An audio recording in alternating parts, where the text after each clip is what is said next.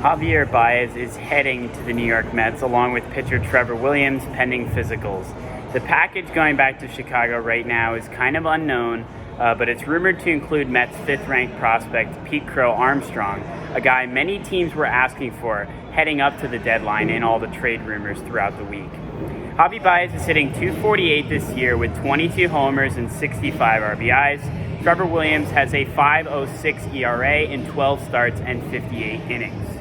Although manager Luis Rojas could not comment publicly on the trade because it's still not yet official, he did offer up his thoughts on Javier Báez. I am aware of the rumors. I mean, I think everyone's phones just blow up with rumors and different things that are out there now with social media and how active it is, and so yeah. I mean, I haven't heard anything yet officially here, of course, like you mentioned, but talking about Javi and the good of a player this guy is, and all the things that he does. Like I'm always a huge fan of what he does as an offensive player, as a defensive player, as a base runner. He's a very exciting player. So always been a fan from the far.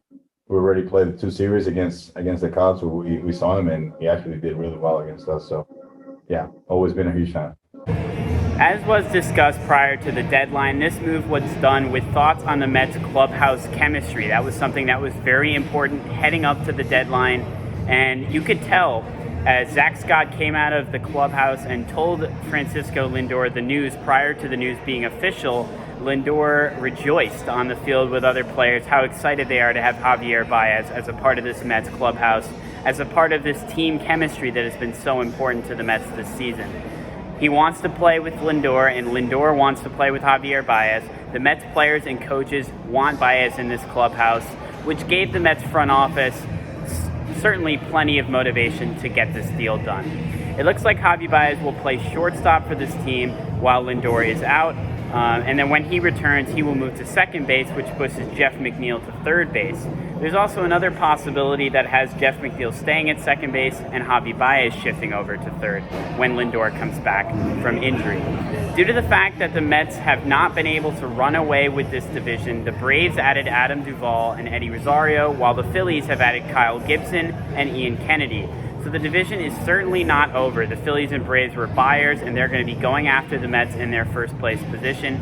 This deal for Javi Báez is going to have to help the Mets, not just in October, but also in August and September as they try and wrap up the divisional race. Plenty more updates on Twitter. SamDavis_3 is my Twitter. Check it out. I'll have plenty more updates throughout the day. The media will meet with Sandy Alderson and Zach Scott at 5:30 as the deal should be official by then, and we'll receive more on what the specifics of the deal are that sends Javi Báez to the New York Mets. I'll also be on one-on-one tomorrow evening to help break down all the Mets and Yankees moves of the last day or so as we are officially past the 4 p.m. trade deadline. It's also going to be an exciting game tonight. The Mets are back in black. They'll be wearing their black jerseys again. Carlos Carrasco is going to make his Mets debut, so certainly lots of excitement to look forward to tonight, and of course with this trade deadline and the deal for Javier Báez. This deadline report, pregame report, whatever you want to call it, my name is Sam Davis, WFUV Sports.